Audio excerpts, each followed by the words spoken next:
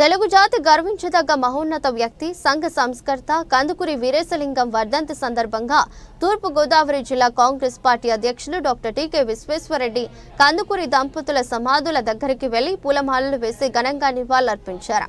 ఈ సందర్భంగా విశ్వేశ్వరరెడ్డి మాట్లాడుతూ సంఘ సంస్కర్త బహుముఖ ప్రజ్ఞశాలి సాహితీ వ్యాస రంగానికి ఎక్కువగా కృషి చేశారని తెలుగు జాతికి నవయుగ వైతాళికుడు అన్నారు. వీరేశలింగం స్త్రీ విద్యకై ఉద్యమించి ప్రచారం చేయడమే కాక బాలికల కొరకు పాఠశాలను ప్రారంభించాడు. మగ పిల్లలతో ఆడపిల్లలు కలిసి చదువుకునే సహా విద్యా విధానాన్ని ప్రవేశపెట్టాడు.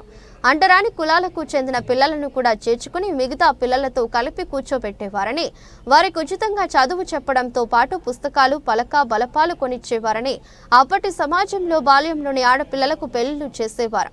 కాపురాలకు పోకముందే భర్తలు చనిపోయి వితంతువులై అనేక కష్ట నష్టాలు ఆడవారు ఎదుర్కొనేవారు. దీనిని రూపుమాపేందుకు వితంతు పునర్వివాహాలు జరిపించాలని ప్రచారం చేయటమే కాకుండా ఎన్ని కష్టాలు ఎదురైనా ఆచరణలో పెట్టారని, ఆ రోజుల్లో కందుకూరి వంటి సంఘ సంస్కర్త మహానుభావులు ఉండబట్టే కందుకూరి దంపతుల ఉదార స్వభావం వలన కళాశాలలు స్కూళ్లు రాజమహేంద్రవరంలో వెలిశాయని తెలిపారు.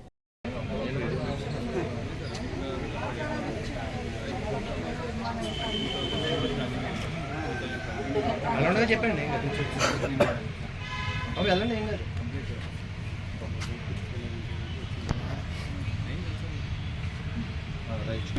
వీరేశలింగం గారి వ్యక్తి మన రాజమండ్రి నగరంలో జన్మించడం అనేది రాజమండ్రి ప్రజల యొక్క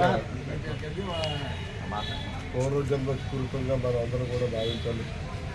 ఎందుకంటే ఒకప్పుడు ఎవరైనా భర్త చనిపోతే వితంతువుల్ని ఎక్కడో మూల కూర్చోబెట్టి జలసారి కట్టి బొట్టు తీసేసి పువ్వులు తీసేసి అసలు బయటికి రాకూడదు, వీళ్ళు ఎదురుస్తూనే అపశకునని భావించే రోజుల్లో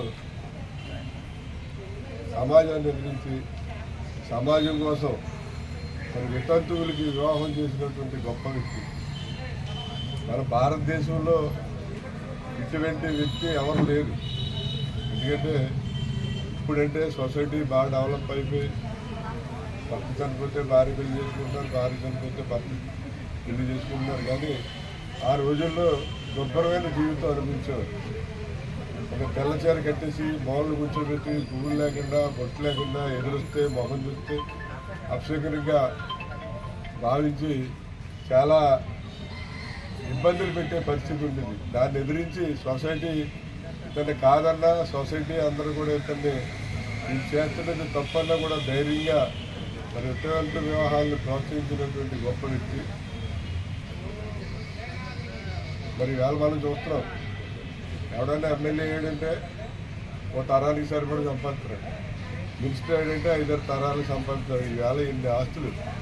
మరి ఇవాళ ఎస్కేవిటి కాలేజీ కానివ్వండి, రాజలక్ష్మి కాలేజీ కానివ్వండి, ఎస్కేవిటి అక్కడ స్కూల్ కానివ్వండి, అలాగే వీటి జూనియర్ కాలేజీ, వీటి హై స్కూల్, ఇలా అనేక విద్యా సంస్థలు స్థాపించి మహిళలకి మరి విద్య అనేది చాలా ఇంపార్టెంట్, వాళ్ళు బాగా చదువుకోవాలనే ఉద్దేశంతో ఇవన్నీ కూడా సంస్థలు స్థాపించినటువంటి గొప్ప మహానుభావుడు.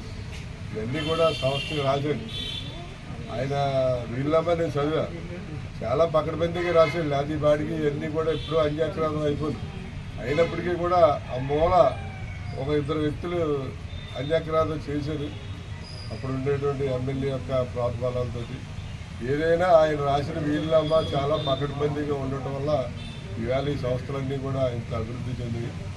మరి ఇటువంటి వ్యక్తిని మరి రాజమండ్రి ప్రజలందరూ కూడా ఆదర్శంగా తీసుకుని ఆయన బాటలో నడిచి మరి అందరూ కూడా విద్యాభివృద్ధికి పాటుపడాలి. అలాగే పేద మధ్యతరగతి కుటుంబీకులకి బాగా చదువుకోవడానికి అవకాశాలు కల్పించాలి. ఆయన రకంగా కృషి చేశారు కాబట్టి ఆయన బాటలో అందరూ నడవాలని కోరుకుంటున్నారు.